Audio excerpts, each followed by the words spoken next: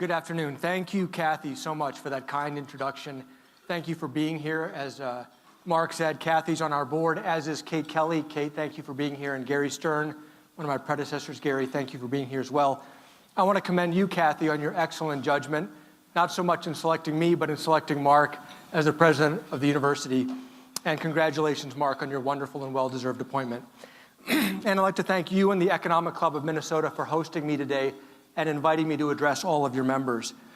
Before I begin, I would just like to remind everyone that the views I express today are my own and not necessarily those of the Federal Open Market Committee.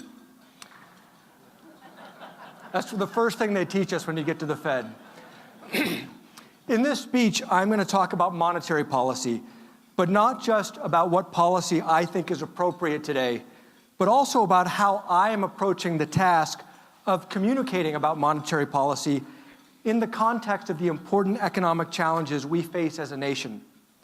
I'm going to spend some time talking about what monetary policy can do for society and what it can't do and why it's important that we understand those differences.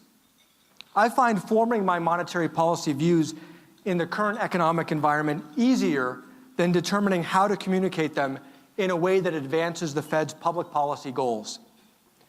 One of the things I really like about my new job is that it's multifaceted. There's a large management responsibility leading an organization of about 1,000 people. There's a deep policy component as we craft policy recommendations for both interest rates as well as for other important economic topics, such as financial stability. And there's the public-facing aspect, both representing the bank across the 9th Federal Reserve District and advocating for our public policy views. Now, as you can probably tell from our initiative to end Too Big to Fail, I am not shy about speaking my mind and advocating for policies I believe are in the best interest of the country. But I give careful consideration as to whether drawing attention to an issue is the best way to positively influence that issue. In the case of Too Big to Fail, I believe we need to have a serious national conversation about whether or not we have done enough to address large bank failures. This is why we're having public symposiums to raise awareness and educate the American people while we educate ourselves. But not every issue will be advanced by simply drawing more attention to it. And this is why I've been more hesitant to speak out about monetary policy, even though I do have views about the right course of action. I think market participants are too focused on the Fed, and I'm reluctant to draw even more attention to short-term monetary policy decisions when attention should be focused on solutions to longer-term issues. When I think about the market's preoccupation with every short-term move the Fed might make, I am reminded of the summer of the shark in 2001. Sharks had gone crazy and were biting people seemingly every day. Television crews were camped out at beaches ready to catch the latest bite. What was causing the sharks to turn so viciously on their human neighbors? Was it some new solar activity that was driving them crazy? Were they under orders from the aliens in Star Trek who'd lost interest in the whales? I'm dating myself. No, it turns out the sharks weren't biting any more than usual. It was simply a slow news summer, and there wasn't much else to pay attention to. Given all the attention market participants pay to every FOMC statement, one would think the Fed could control a lot. But the truth is that central banks can't influence many of the things that really matter to the long-term well-being of a society. For example, we can't influence trend productivity growth. We can't influence competitiveness. We can't influence educational performance. I think it's important to remind ourselves that central banks can really only do three things. First, create a long-term, stable monetary environment. Second, respond to an economic crisis. And third, influence short-term economic performance. Creating and maintaining a stable monetary environment is enormously important for society. Ensuring that inflation remains low and stable enables households and businesses to plan ahead and keeps borrowing costs low. Thus, by doing its inflation stabilization job well over the long run, a central bank helps create an environment that allows an economy to flourish. We all saw the damage caused to Main Street in the 1970s when the Fed failed to control inflation. It took bold action by the Volcker Fed to regain control and put the economy back on a stable course. Second, the Federal Reserve was originally created by Congress in 1913 to help end the too frequent occurrence of financial panics and crises. Now, in response to the most recent financial crisis, the Fed brought extraordinary courage and creativity to help stabilize the financial system and to prevent another Great Depression. If the Fed had failed to act, generations of Americans would have been even more negatively affected. And finally, between periods of crisis, the Fed's job is to keep unemployment and inflation low by adjusting interest rates. This is important in the short term, but it doesn't affect the underlying trajectory of the economy, although sometimes people think it can. For example, real interest rates today are very low by historical standards. Some people see these low long-term real interest rates as a result of decisions made by the Fed. The reality is they are not. Real interest rates have been falling all around the world for the past few decades, largely driven by broader macroeconomic forces outside of any central bank's control. Demographic trends, technological advancements, and global fiscal policies. In the face of these long-term economic trends, it has been appropriate policy for the Fed to set lower interest rates to achieve the best possible results for inflation and employment. But the Fed is just keeping pace with broader economic trends, not causing them. So if the Fed doesn't shape the long-term trajectory of the economy, who does? Our legislative and executive branches of government can influence many of the important determinants of macroeconomic outcomes for Main Street. Our tax, spending, and trade policies influence how much we produce and consume at home versus import from or export to other nations. The tax system affects incentives to work, to save, and to invest. Congress also determines how much public money we dedicate to educating our workforce and to basic research, which can lead to tomorrow's breakthroughs. Ultimately, fiscal policy decisions such as these will determine whether our children and our grandchildren are better off than we are. Despite this, people seem to be paying much more attention to the Fed. This chart shows the number of articles that mention the Federal Reserve versus the number of articles that mention Congress in both the New York Times and the Wall Street Journal over the past 3 decades. You can see the trend for yourselves. The focus of news coverage has been shifting toward the Fed and away from Congress, despite the comparatively small influence the Fed has on long-term economic performance. Why is this so? I will offer 2 possible explanations, though there are probably others as well. First, the Federal Reserve is providing much more information to the public. This is a positive from the perspective of transparency. But the Fed might also be occupying more mind share because there is simply more information to digest. For example, prior to 1994, the Fed didn't issue statements after FOMC meetings. Then it began issuing brief statements, sometimes just a few sentences, and not after every meeting. Today, we issue 5-paragraph statements after every meeting. Public communication from Federal Reserve officials has also increased dramatically compared with prior decades.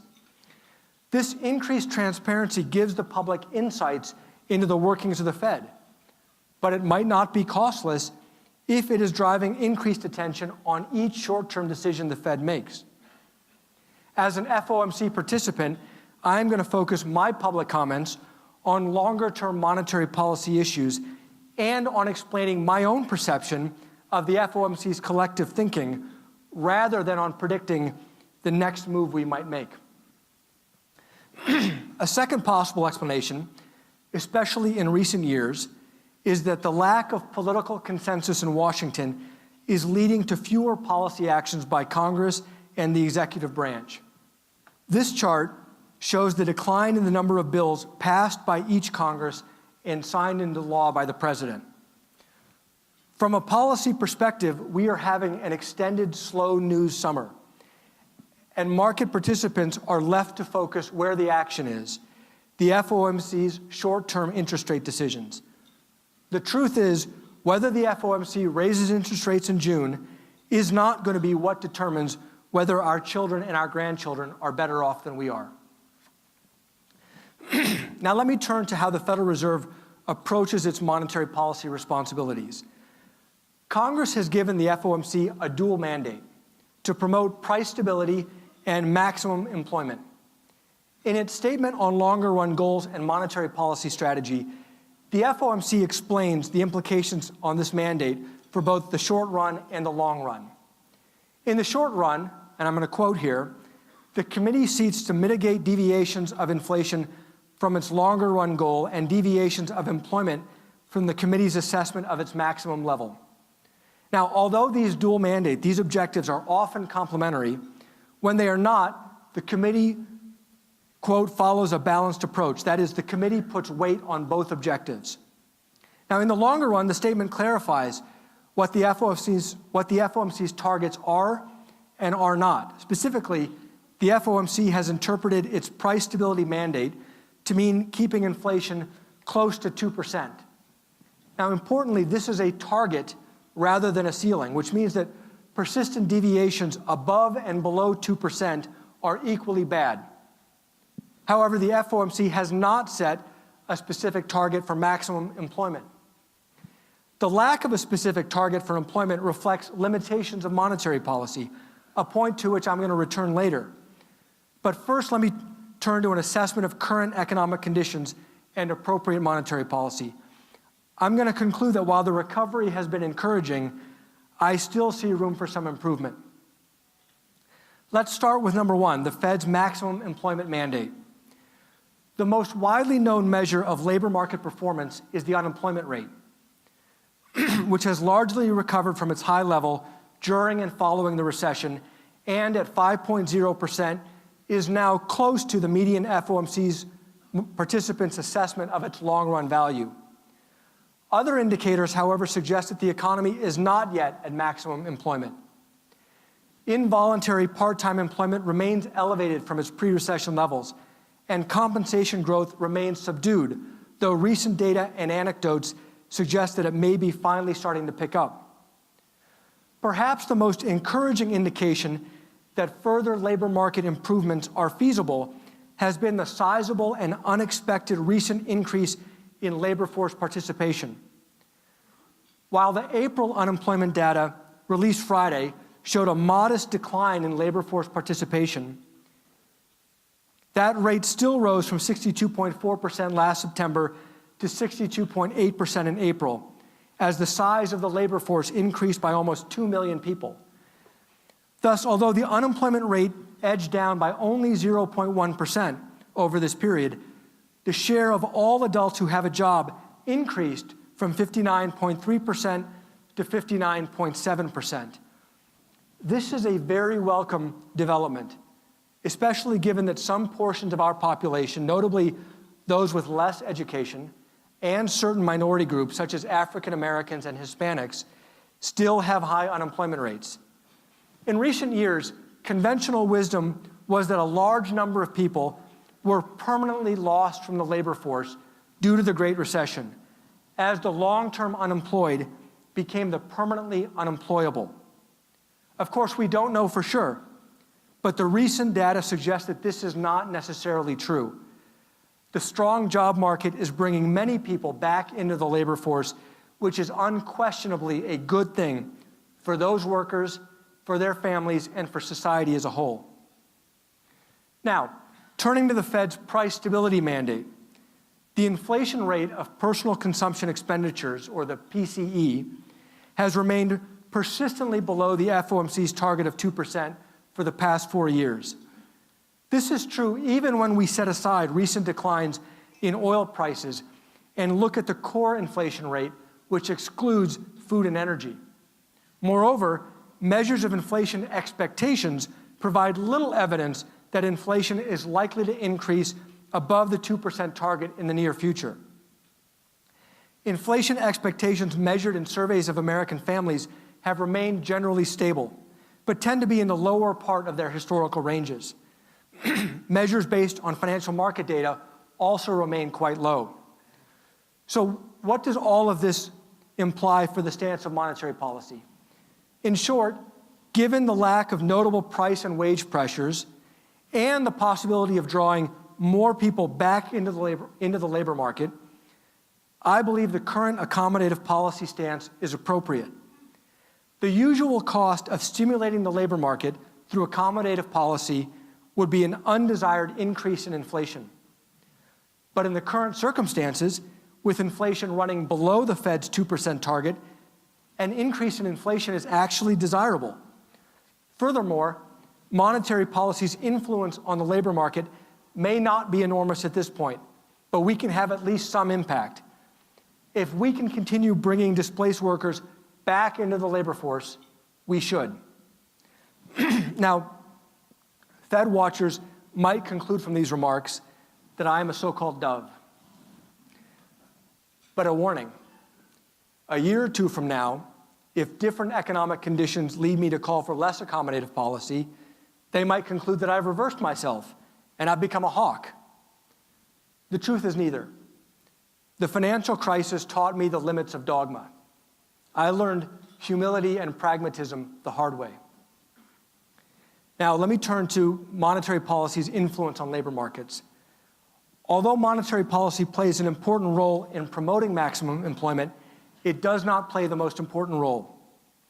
The reason the FOMC has not specified a fixed goal for employment is that while long-run inflation is primarily determined by monetary policy, non-monetary factors largely determine the maximum level of employment and the long-run growth rate of the economy.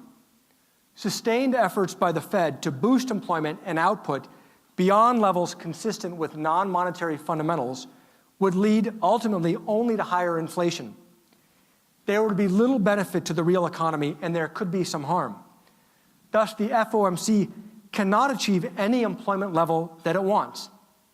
Instead, it must assess what the maximum level of employment is, and then set a policy to try to achieve that. So what are some of these non-monetary factors that determine the maximum employment level? Well, rather than providing an exhaustive list here, I will simply mention some factors that have been particularly relevant recently. First, demographics notably shape labor supply. For example, labor force participation and the employment to population ratio have fallen in part because the baby boomers are reaching retirement age.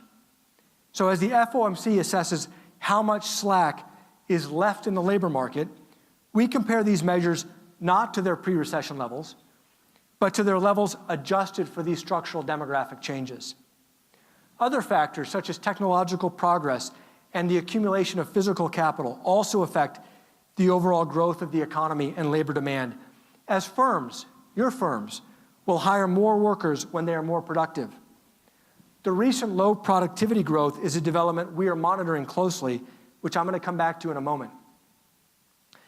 Another important factor is the ease with which potential employers and employees find each other and the incentives they have to form a relationship. Labor market policies, including minimum wage laws, income taxes, unemployment benefits, and the ease with which a match can be terminated, they all affect these incentives.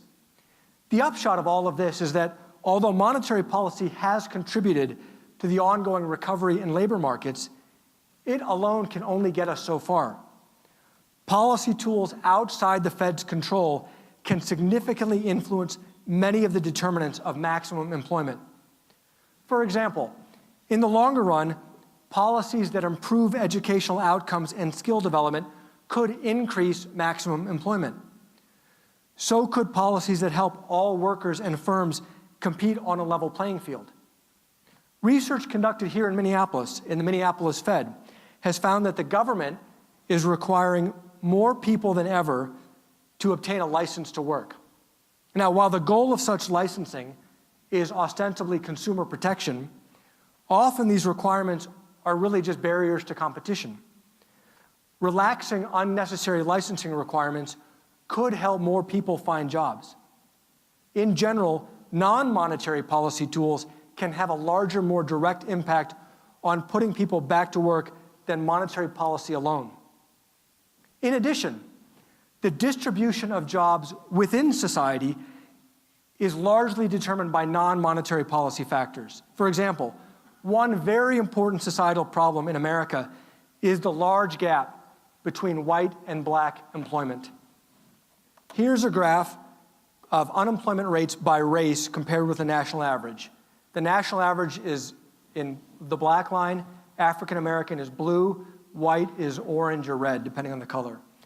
As you can see, in both good times and bad, African Americans tend to have vastly higher unemployment rates than the national average. Analysis by our staff at the Minneapolis Fed has found that differences in education, age, and other demographics explain very little of this gap. If we compare two otherwise identical workers, one white and one black, the black worker is significantly more likely to be unemployed. These differences in labor market opportunities are a tragedy for our country and a waste of the skills of many Americans. Now, it is true that the Fed can, in a small way, help workers from disadvantaged groups, because when we provide monetary stimulus that raises employment nationwide, employment of all groups tends to rise. You can see that in the graph. But such stimulus has its limits, because we must also maintain control of inflation. If we provided too much stimulus and lost control of inflation, as in the 1970s, virtually all Americans would be worse off. We might then have to raise interest rates aggressively to bring inflation back down, potentially causing a recession that could put out of work the very people we were trying to help.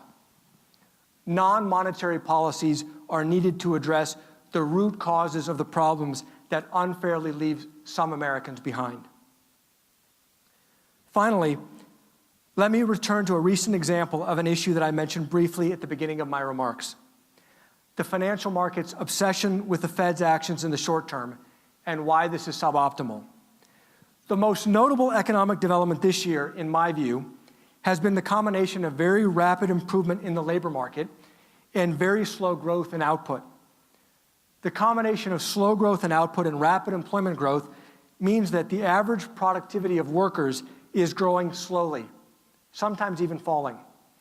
Now, this weak productivity could be a statistical fluke, but it has gone on long enough that it is likely to at least partly reflect real economic developments. Moreover, it may be a troubling sign for the future of our economy. We don't know. On the one hand, it might just be the cyclical effect of workers rejoining the labor force, now being much less productive than those who are already working. On the other hand, the weaker productivity may reflect long-term underlying trends in the use of capital or the pace of technological progress. That could herald slower growth for many years to come, which would be very costly for society. At any rate, understanding what slower productivity growth means for economic growth is essential for policymakers, investors, and the public. We must also remember that trend labor productivity is fundamentally outside the control of the Fed. An excessive focus on the next interest rate decision distracts us from important questions like this one.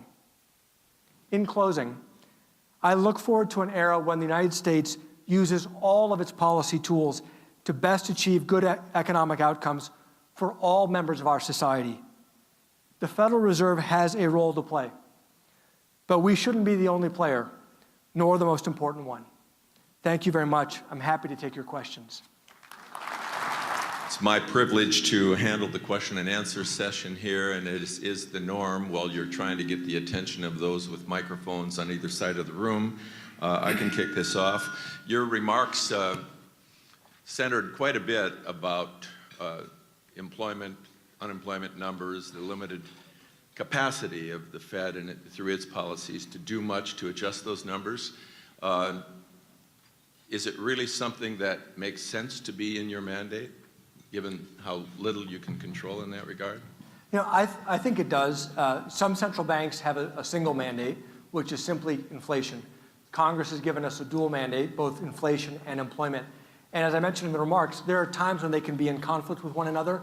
But I do think at the end of the day, our goal is not just economic growth for the sake of economic growth, ignoring everything else. At the end of the day, our goals, I think for all of us, is to achieve good economic outcomes for the American people.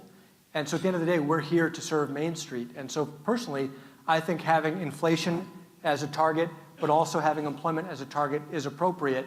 And I think the Fed has done a good job in balancing those two when those conflicts do arise.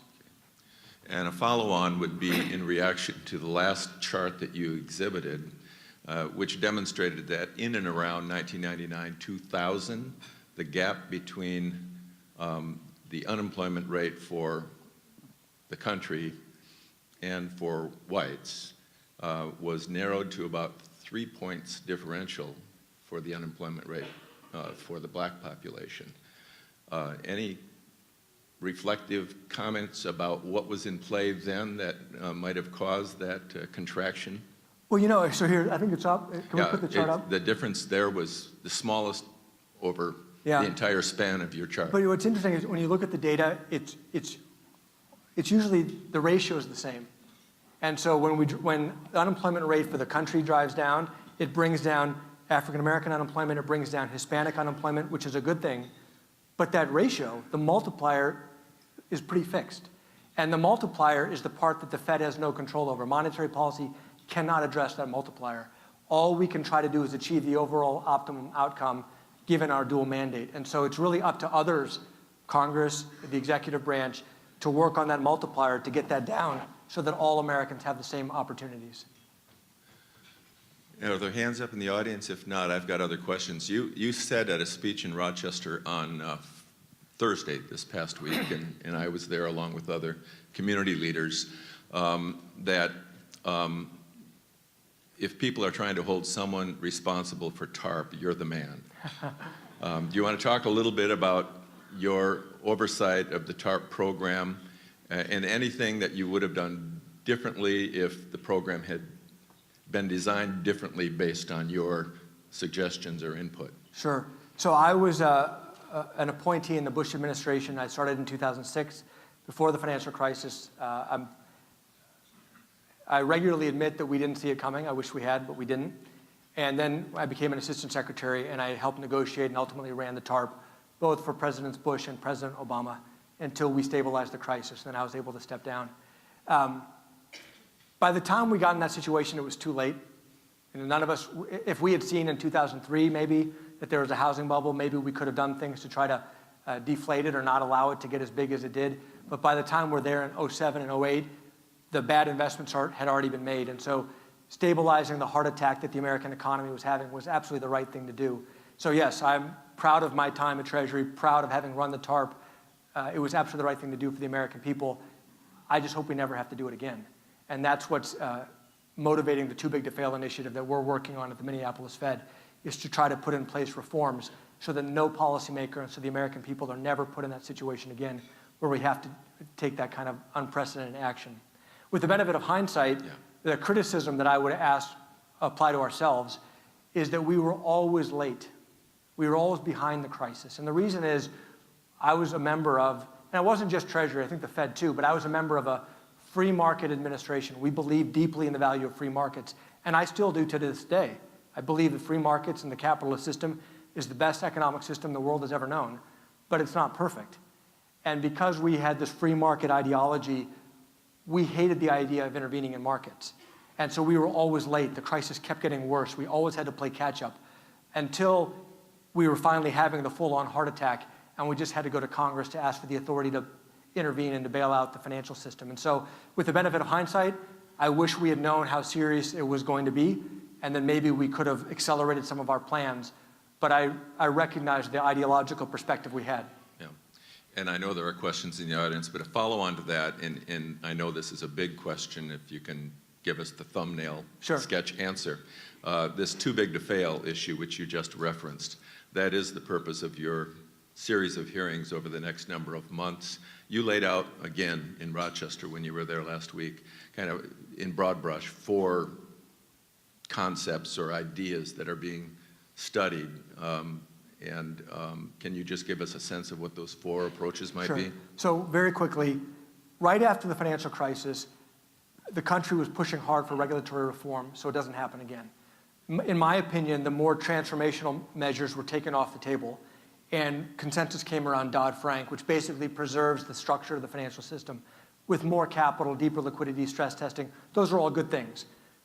I'm asking the question, did it go far enough? So some of the options that have been presented that were taken off the table were putting a lot more capital in banks, so they're treating them like utilities. Breaking up the banks is another option that experts have proposed. Taxing leverage debt across the financial system, so you capture not just the banks, but the shadow banks. And a 4th option is changing the way bankruptcy effectively, resolution works when a bank gets into trouble so that they can be resolved without destabilizing the system. What we're doing in Minneapolis is we're bringing experts from around the country who've made some of these proposals to give their proposals the fair consideration that I think they deserve, to hear from them, to have experts critique their proposals, all of which is going to culminate in us putting together our recommendation at the end of the year of what we think an optimum solution could be. It's all about trade-offs. Right? There are benefits to the Dodd-Frank framework that exists today. There are risks. We're trying to assess, do we have those costs and benefits right? And if we don't, is there something better we can put forward for the American people? With that, I do see a hand up over here. Thank you. I'd like to ask a question about whether or not standard of living, rather than wages growth or that type of thing, might be a better measurement. Recently, it was shown that the disposable income for families, because of reduction in prices, you could argue some buy imported goods that were less expensive, technology, all of these things which impacts employment in this country, it's a conflict, has reduced the prices of things enough that disposable income has risen, and almost at the rate that wages would have risen had they been adjusted for inflation. So basically, this would imply the standard of living is higher for the average American, even though there's been a stagnant wage.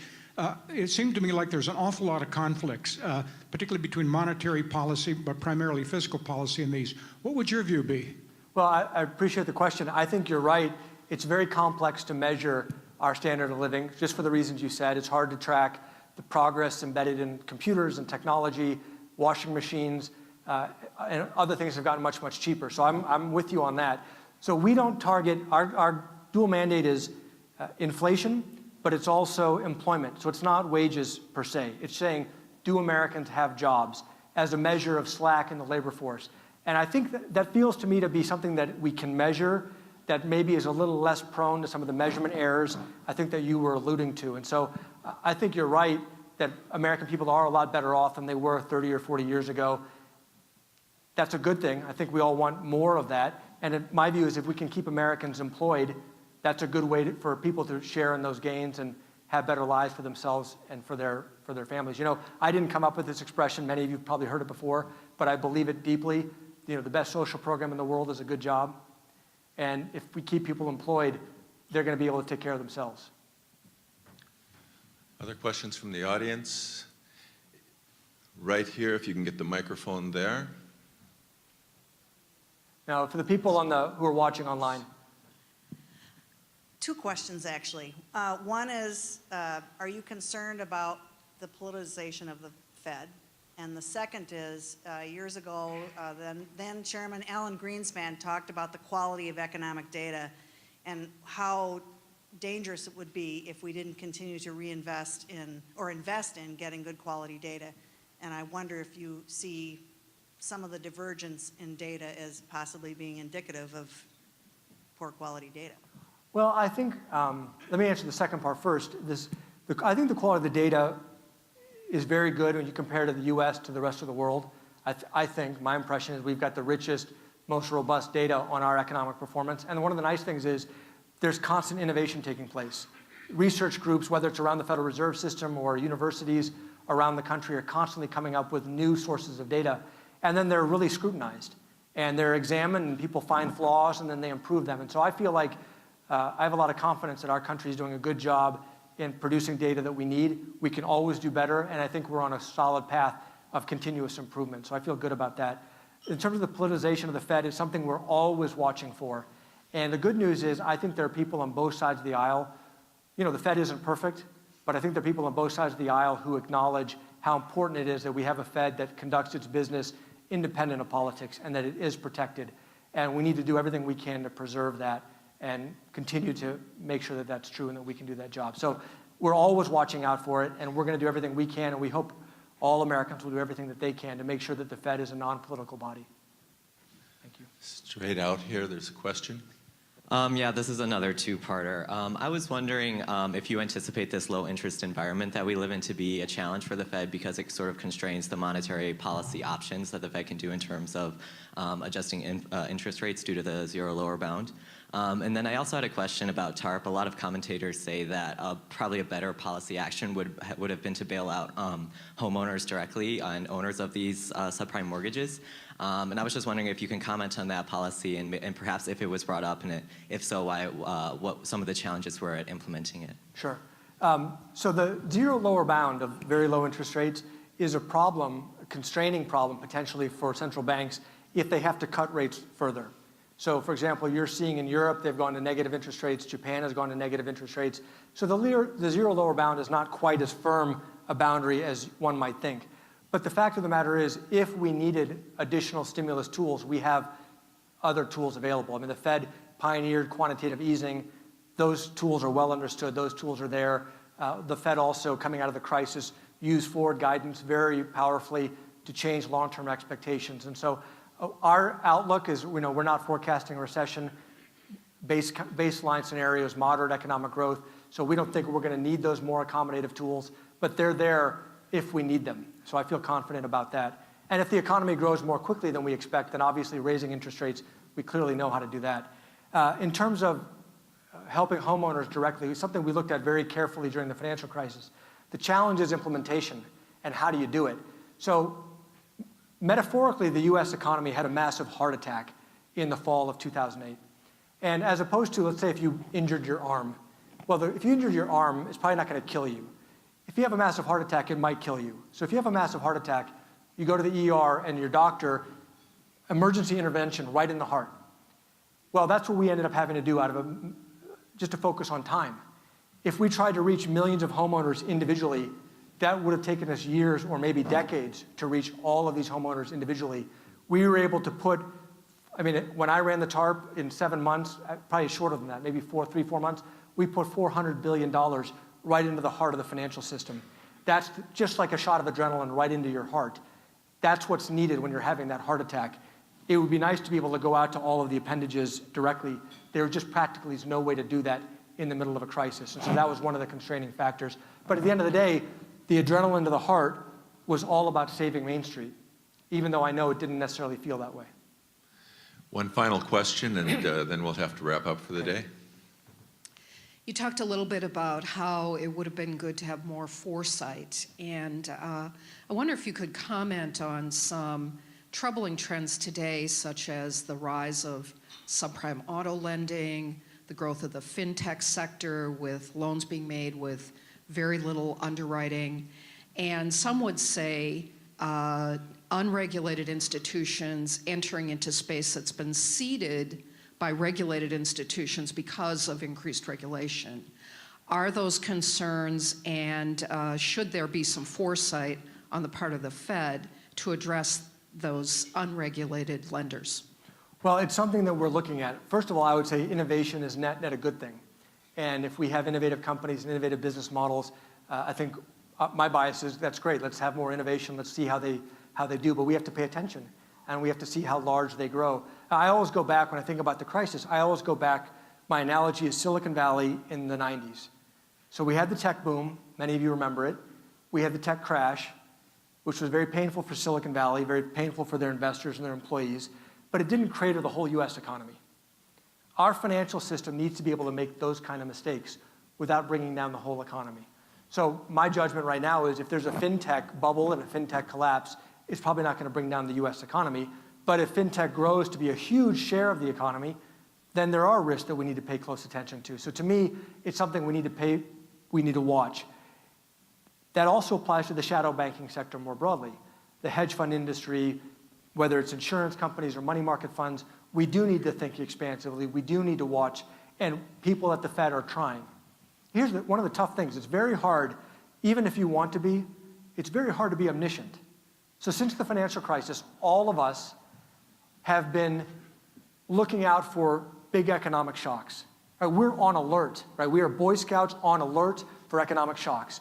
And I don't know a single person who predicted oil prices going from 150 to 30. That's a huge economic shock. And it just happened, and we were all looking, and we didn't see it. Now, it's a good thing for drivers, very painful for oil producers, but the message that I take from it is we were looking and we missed it. And so we cannot count on our regulators being omniscient and spotting the next shock. We need to make sure our economy is resilient enough to withstand the shock without collapsing. Thank you very much. Thank you. Thank you.